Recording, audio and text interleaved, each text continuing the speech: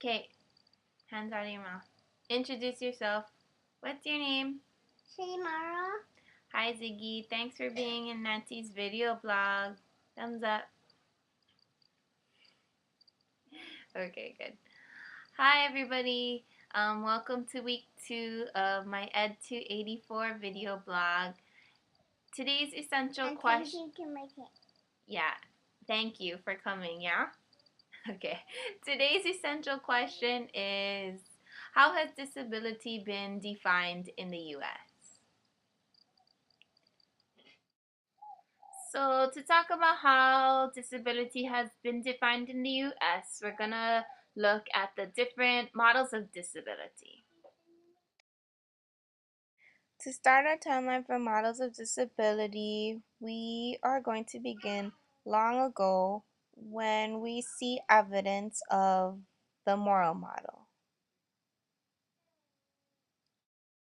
Under this model, the disabled were viewed as products of their lifestyle. So pretty much if you lived a certain way or you did certain things, that was the reason you were disabled, and that's how society viewed the whole situation.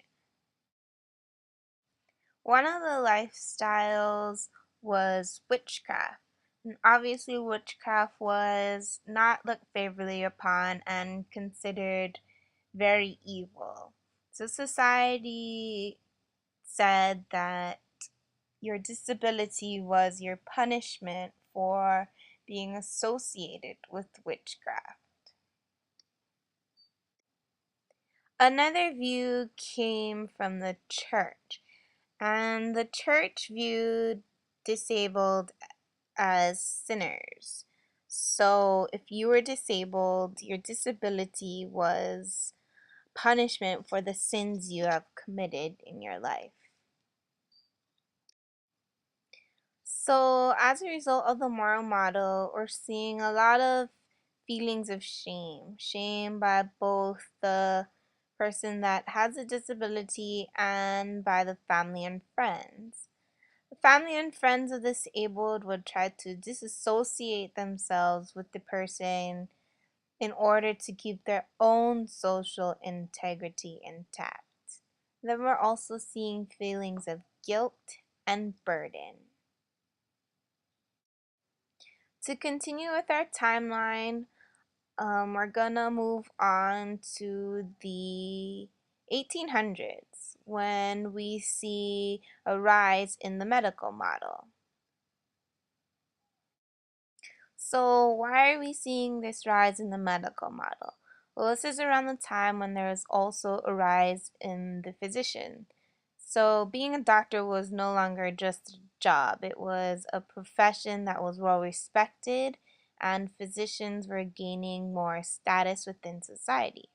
At the same time, society viewed the disabled as being sick. So the only way to be cured of your disability was by your physician and with medicine. So under the medical model, we see again that the disabled are considered sick and that only physicians are able to cure the disabled. So the person who with the disability can do nothing, and the family and friends of this person can do nothing to help them. Only the physician and his medicine. We also see that because the disabled are considered sick and helpless, they didn't go to work, they don't go to school, they just stayed home and received treatment from their physician. But then on the other hand, we see how the medical model has impacted us today. And results we see from that are that we're able to identify people with disabilities. We're able to identify their specific disability and determine how to treat it with medicine. Another big result we see of the medical model that's with us today is our social security system, in which once you reach that certain point where you can no longer work, you can still be compensated. Continuing with our timeline, we're going to move on to 1945, when we see a rise in the rehabilitation model. And you're probably wondering, well, what happened in 1945? 1945 was the year World War II was coming to an end. And obviously, there were a lot of soldiers that went into war, and a lot of soldiers who came out with extreme physical injury and emotional and psychological damages. So, what we're seeing is veterans coming out of the war who need to be integrated back into society to lead as much of a normal life as they did before going into the war and being injured. So, under this rehabilitation model, we're seeing other methods of help that are used in addition to medicine for these disabled veterans. One of the methods we are seeing is physical therapy. And obviously, this is beneficial to veterans who have had extreme physical injury. And we also see counseling for the psychological and emotional damages. And why are we seeing these alternatives? Well, probably because for a long time now, people have realized that some disabilities just cannot be cured with medicine. And finally, to complete our timeline, we're going to finish with present day when we're seeing wide acceptance of this social model. And under this social model, we're no longer seeing the notion that disabilities are associated with practicing witchcraft or being a sinner. And we're no longer seeing that disabilities can be cured only with medicine. What we are seeing under this model is this type of social discrimination. Take, for example, an individual in a wheelchair. Why shouldn't this individual be able to, go to the library, go to the store, or even attend school? And so, what we're trying to move towards is overcoming these disabilities.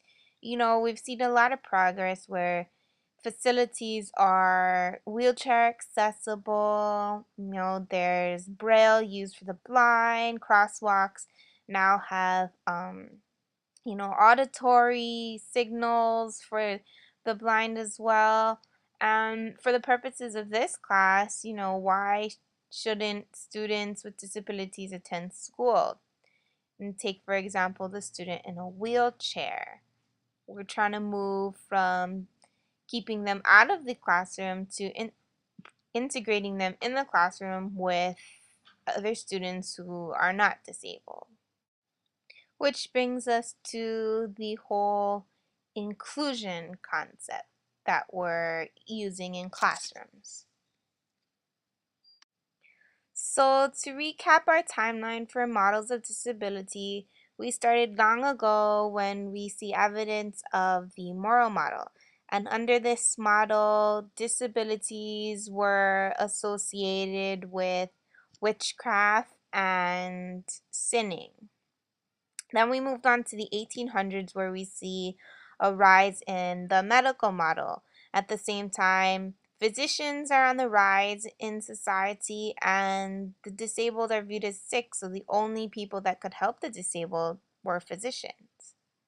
Later in 1945, we see the rehabilitation model, and this stems from the veterans coming out of World War II who need physical therapy for their injuries as well as counseling for emotional and psychological damages. And finally, we end in the present with this wide acceptance of the social model, in which we're seeing more social discrimination than anything, and we're trying to move away from that into overcoming disabilities and inclusion, and specifically inclusion in the classroom. So the second part of the essential question asks, how and why did disability movements for social and political change develop?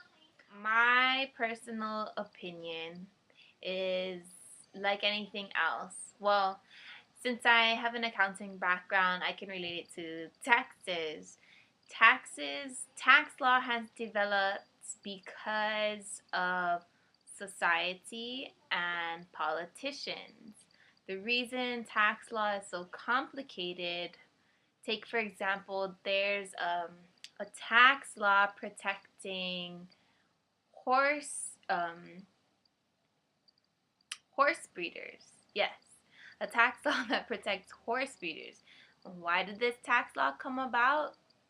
Because, of course, a politician was a horse breeder, so he needed laws to exempt him from certain being taxed on certain things that dealt with horse breeding.